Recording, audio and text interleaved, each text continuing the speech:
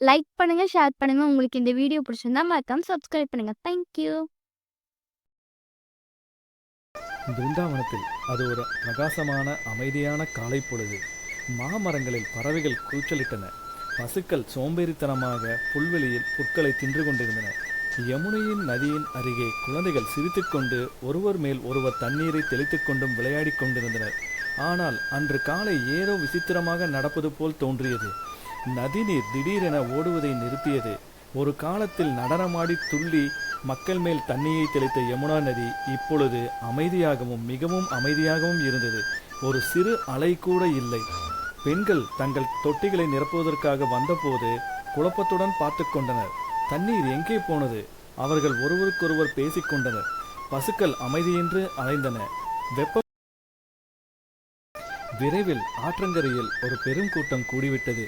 கவலை காட்டுத்தீ போல் கிராமம் முழுவதும் பரவியது. யமுனை இல்லாமல் நாம் எப்படி நீர் பருகுவது, சமைப்பது, உணவு பயிரிடுவது, மேலும் கால்நடைகளுக்கு எவ்வாறு நீர் கொடுப்பது என்று எல்லோரும் கிருஷ்ணரை திரும்பி பார்த்தனர். அந்த நீல நிற கண்ணன் சிறிது புன்னகையுடன் அமைதியாக நின்று கொண்டிருந்தான். அவன் அழகு, அவன் மோகன புன்னகை அனைவரையும் மயக்கியது.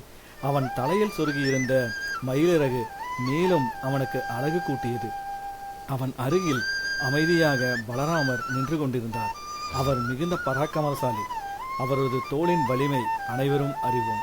அவர் அமைதியுடனும் உறுதியுடனும் தனது மரக்கலப்பையை தோளில் பிடித்துக்கொண்டு நின்று கொண்டிருந்தார்.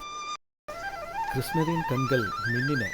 கவலைப்படாதீர்கள் என்று விளையாட்டுத்தனமாகவும் புன்னகையுடனும் கூறினார்.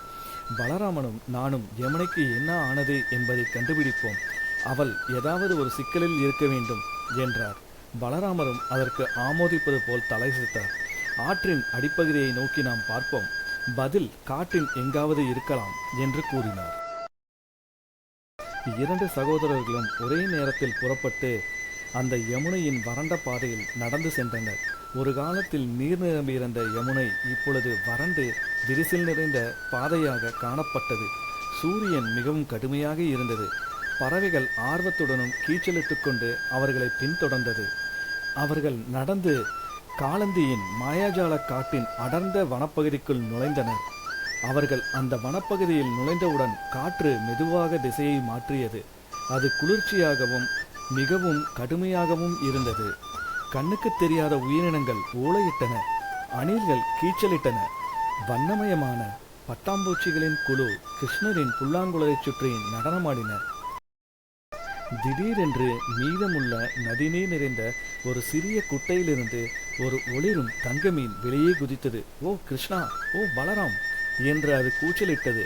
நமது யமுனை ஆபத்தில் உள்ளாள். கிருஷ்ணர் மீனின் அருகில் மண்டியிட்டார். யார் இதை செய்தது என்று அவர் மெதுவாக கேட்டார். மீன் நடுங்கியது. மெதுவாக துந்துபி என்ற பேராசை கொண்ட மலை ராட்சசன் அந்த மலைகளில் ஒரு உயரமான கல்லணையை கட்டியுள்ளார். அவர் யமுனையை கைப்பற்றியுள்ளார். அதனால் அனைத்து நீரையும் தனக்காக வைத்திருக்க முடியும் என்று அவர் நினைத்து கொண்டிருக்கிறார். யமுனையை அதிலிருந்து விடுவிக்காத வரை யமுனை நதிநீர் சுதந்திரமாக பாய முடியாது. யமுனை அழுகிறாள். நீங்கள்தான் அவளை காப்பாற்ற வேண்டும் என்று கூறியது.